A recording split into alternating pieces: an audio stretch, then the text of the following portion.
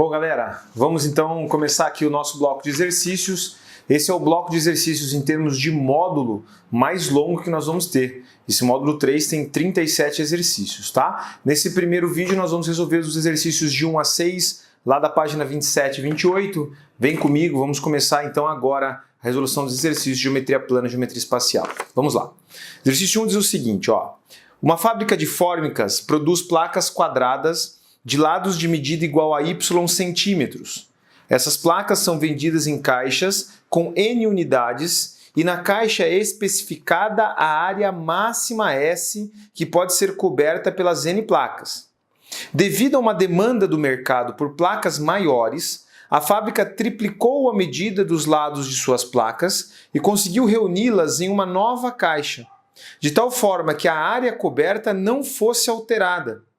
A quantidade X de placas do novo modelo em cada nova caixa será igual a... Pessoal, olha para mim, ó. Vamos pensar no seguinte. Se as placas tinham lados de medida Y, as placas antigas, vamos fazer o seguinte, ó. A área das placas antigas era de Y elevado ao quadrado. Tudo bem? Então, cada placa, ela tinha uma área de Y elevado ao quadrado. Se você tinha N placas com essa área, você tinha N vezes Y elevado ao quadrado. Essa é a área S, tudo bem? Então a área S, porque lembra assim, ó, você vai ter uma N quantidade de placas quadradas que vão ocupar uma área S. Quando você vai para a área nova, ele diz o seguinte, que você vai triplicar a medida, ó que ele fala lá, essas placas... devido a uma demanda, a fábrica triplicou as medidas dos lados. O que significa que você vai ter como área nova, para cada placa, 3y vezes 3y, ou seja, isso passou a ser quem?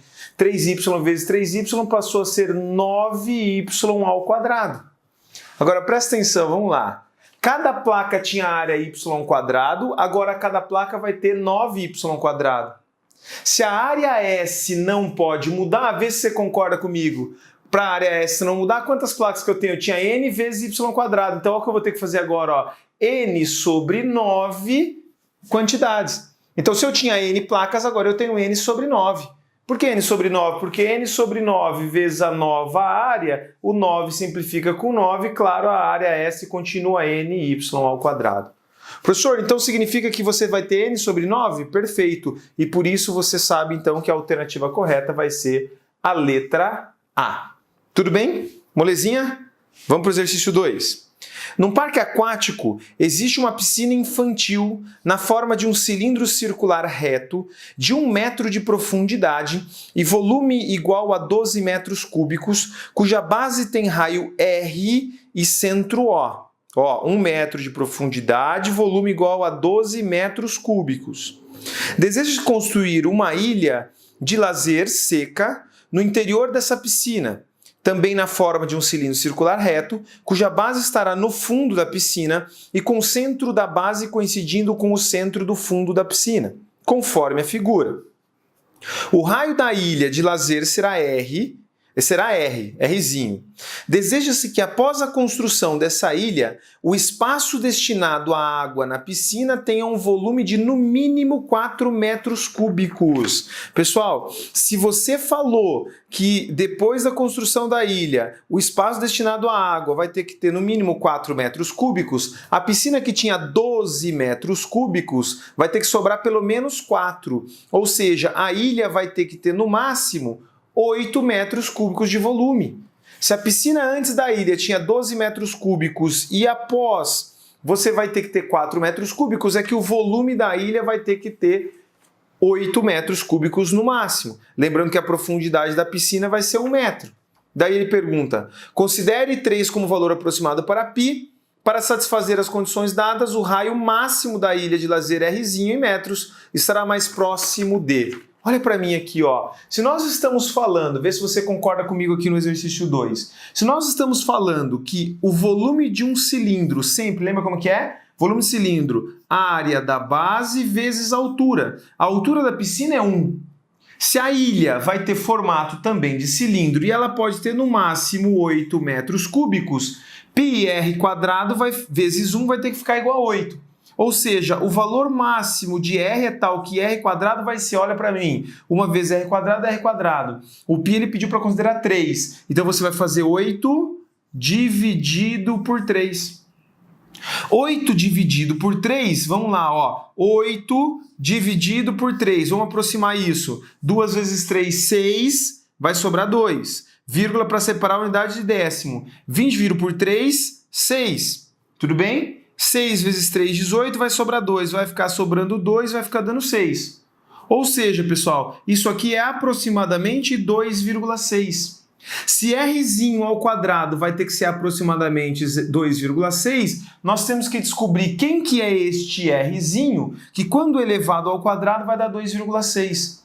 E aí o que a gente tem que fazer? Ó? Lá na letra A você tem 1,6. Vamos testar. Se você fizer 1,6, acompanha comigo, 1,6 vezes 1,6, vê o que vai acontecer aqui. Ó. Vamos fazer a conta aqui para você conseguir enxergar, né? Vamos pegar um rascunho aqui. Ó. 1,6 vezes 1,6. Tranquilo? 1,6 vezes 1,6 vai ficar 6 vezes 6, 36. 6 vezes 1 mais 3, 9. 1 vezes 6, 6 e 1 vezes 1, 1. Olha que maravilha, ó. 6, 9 mais 6 vai dar 15, então vai ficar 2,56. Esse 2,56, claro, está mais próximo aqui do 2,6. Porque pensa comigo, se eu aumentar esse 2,6, esse 1,6, né, vezes 1,6, se eu for aumentando esse 1,6, eu vou chegar cada vez mais perto, claro, desse 2,6. Só que 1,7 vezes 1,7 dá 2,89. Lembra que 10 vezes 17 vai ficar 170, certo ou não? 7 vezes 17, pensa comigo, ó. A gente fez 10 vezes 17, deu... Vamos fazer aqui, ó. 1,7 vezes 1,7, é até mais fácil, né? Porque senão você vai ter que ficar guardando de cabeça. Então 7 vezes 7, 49. 7 vezes 1 vai dar 7, mais 4 vai dar 11. 1 vezes 17 deu 17, ó, confirmando para você, isso aqui vai dar 2,89. E se deu aqui, olha para mim, ó, se deu aqui o 2,89, o que vai acontecer? O 2,89 está mais longe do 2,6 do que o 2,56. Então, o valor maior que você pode ter para o raiozinho está mais próximo de 1,6, portanto, a alternativa correta neste caso também vai ser a letra A. Tudo bem, pessoal? Também vai ser a letra A. Certo? Bom, visto isso, vamos lá para o exercício 3. Um programa de edição de imagens possibilita transformar figuras em outras mais complexas. Deseja-se construir uma nova figura a partir da original. A nova figura deve apresentar simetria em relação ao ponto O. Pessoal, vamos fazer o seguinte. Simetria em relação ao ponto O é qualquer ponto dessa figura vai ter que ser projetado no O e do O vai ter que ser projetado no sentido oposto, ou seja, você vai ter que ter essa simetria, não é? Então, por exemplo, ó, o triângulo, vamos dar um outro exemplo de simetria. O triângulo isósceles ele é simétrico em relação à altura, né? O eixo de simetria vai ser a mediatriz, no caso aqui. Porque, ó, qualquer ponto que você pegar desse lado do triângulo, você vai até o eixo de simetria, do eixo de simetria você vai até um outro ponto do triângulo. Tudo bem? Então, para eu construir a figura simétrica aqui, não tem segredo. Olha para mim, esse vértice, ele tem que ser projetado até o ponto O, e do ponto O você vai continuar e projetar no sentido oposto. Então nota o seguinte, esse ponto, quando você vai fazer a simetria em relação ao ponto O, vai ficar aqui. Esse ponto, quando você vai fazer a simetria com o eixo, olha para mim, olha para minha mão, ó. Olha o que vai acontecer. Você vai fazer esse ponto aqui, esta é a simetria. Esse ponto você vai fazer essa simetria. Ou seja, quando você fechar aqui, olha o que aconteceu. Esse ponto veio para cá, esse ponto veio para cá. Ou seja, pessoal, quando você fechar na metade aqui, ó, o que aconteceu? Essa simetria, ó, esse ponto vindo para cá, e aí esse ponto vindo para cá. Então, olha o que nós estamos fazendo, ó. Você vai ter todo esse ângulo reto aqui, vindo parar aqui, que é essa parte que eu pintei de azul aqui.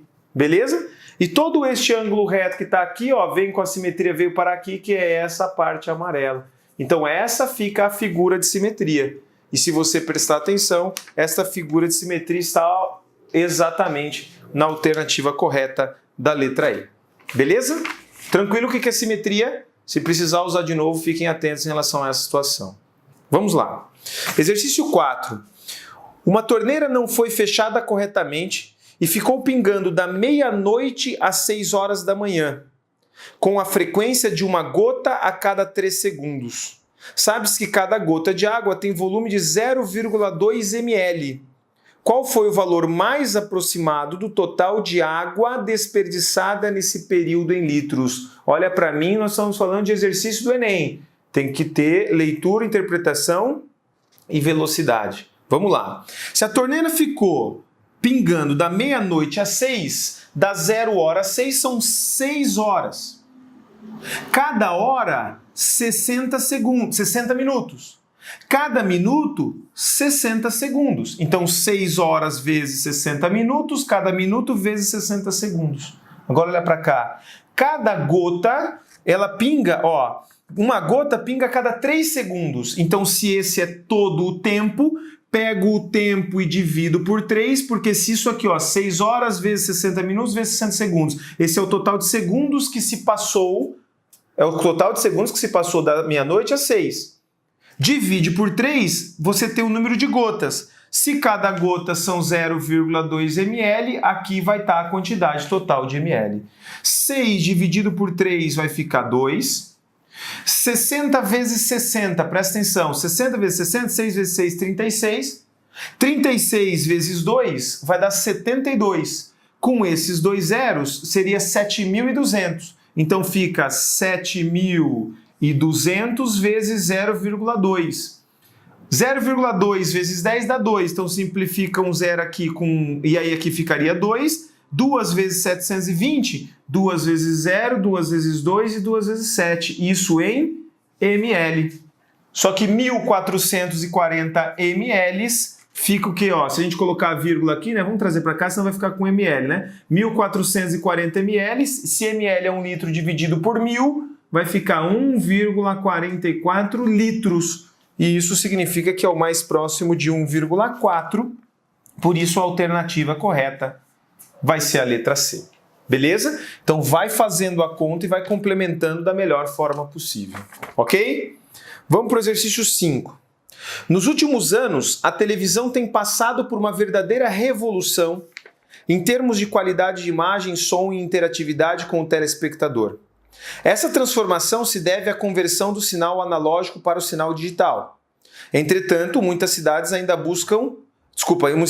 não contam com essa nova tecnologia.